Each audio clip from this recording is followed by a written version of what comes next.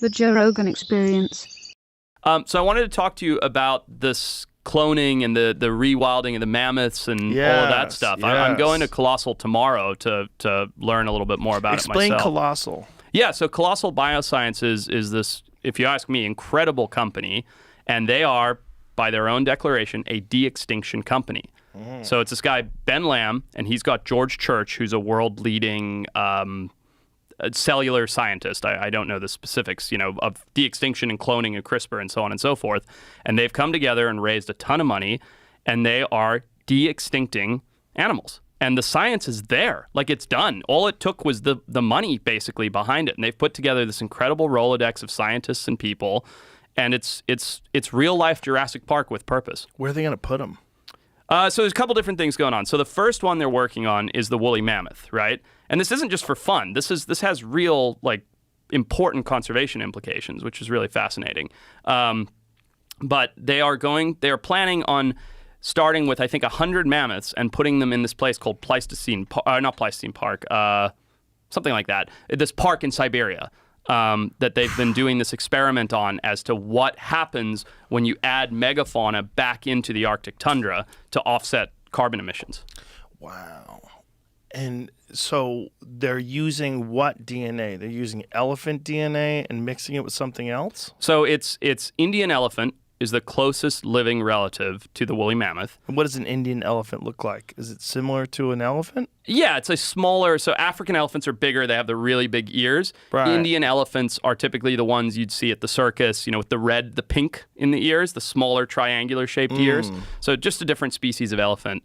And so they're taking Indian elephants and they're using CRISPR technology and they're using existing mammoth DNA and they're making an embryo and then they're implanting it into the Indian elephant, and 22 months later, an Indian elephant's gestation period, she will give birth to a mammoth. A real mammoth? A real mammoth. So it's not like a hybrid? That's okay. That's a good point. So it is, in the sense of what they do is, if you imagine the DNA of an animal, right?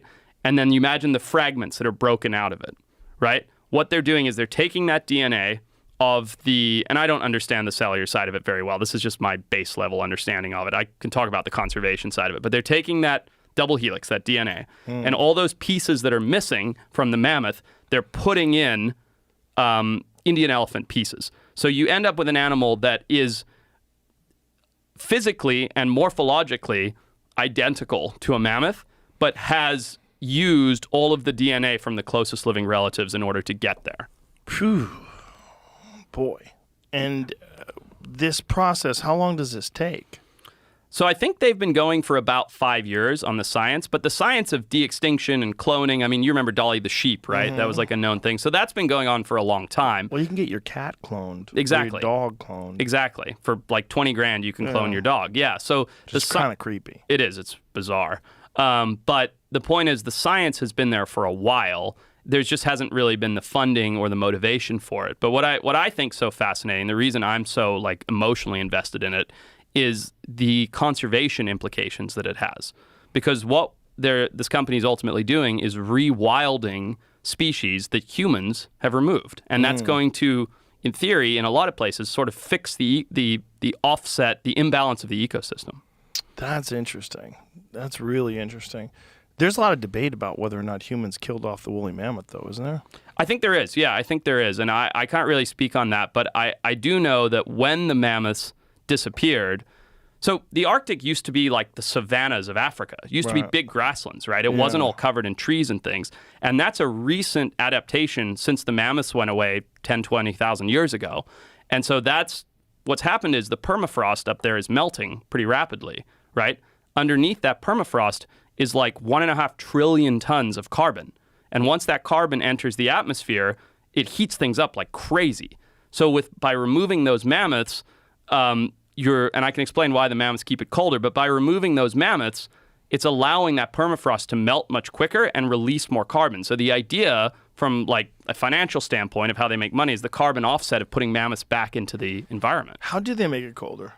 So it's a couple different things. It's basically when there's trees and shrubs, they take in more heat, and that heat transfers into the ground. So in this Pleistocene park, this park that they've been doing this experiment in Siberia for a while, they've put in a couple hundred animals that aren't mammoths, right? They've put in ox and reindeer and things like that, and they're knocking trees over with the tractors. And once they knock trees over and they simulate a mammoth knocking the trees and shrubs over, the fleet grazers are able to keep the vegetation from regrowing. So when the vegetation doesn't regrow, you get all this grassland, and the grassland has snowpack. The snowpack gets stumped, so there's no insulation. It reflects more light. It's like 3 or 4 different processes that make the ground, I think on average, it's like 8 degrees colder. So it keeps things more frozen. So once we removed all the megafauna from the Arctic through hunting or maybe other means, regardless, once they were removed, the Arctic got warmer. The Siberia and Alaska got warmer, and so slowly we're getting more and more carbon emissions from up there. But by putting these animals back, and I just love the idea of going up to the Arctic and it looking like the African savanna, right, with all of these incredible animals. But by putting these animals back, it in theory will make the Arctic colder, slow down the melting of the permafrost, which will in turn trap the carbon for longer in the ground.